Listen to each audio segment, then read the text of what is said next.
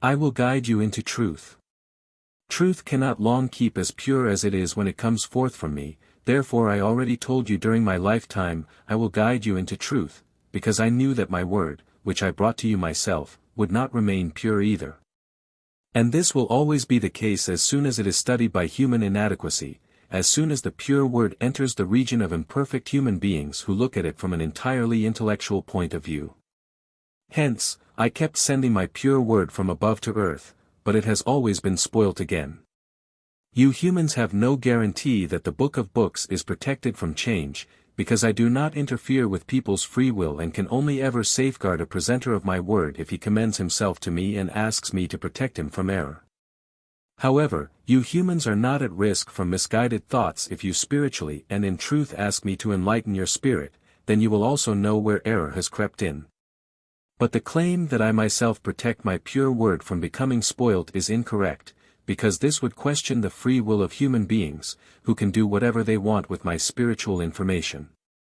And thus, you also need to consider with regards to the Book of Books that changes were made in the course of time which I could not prevent, precisely because of human free will.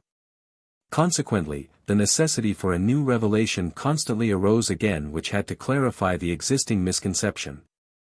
Hence you humans only have to want the truth, but you should not feel certain to have the truth because you can obtain it from the Book of Books, otherwise I would not have needed to tell you so clearly and precisely that I will guide you into truth. Furthermore, you also have to take into account that the working of my spirit is always of a spiritual nature, that I am concerned with the salvation of the soul which I want to win for myself through my word, that every word from me merely intends to achieve your spiritual perfection.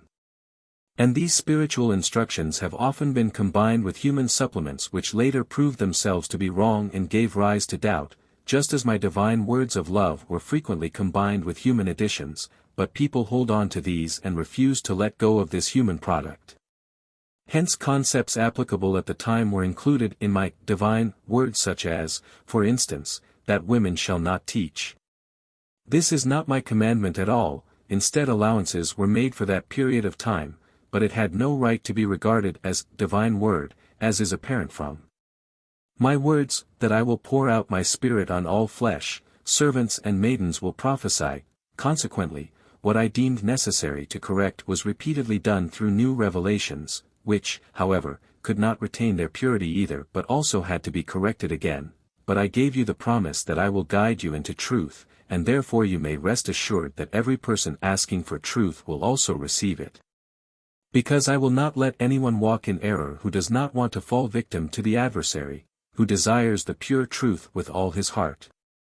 But this is only possible by means of a new revelation. In view of their freedom of will I cannot prevent people from distorting my initially transmitted word, and that this has happened is due to people's low spiritual level which does not offer the adversary any resistance. But I will always make sure that the light of truth will nevertheless shine for you who desire it. Amen.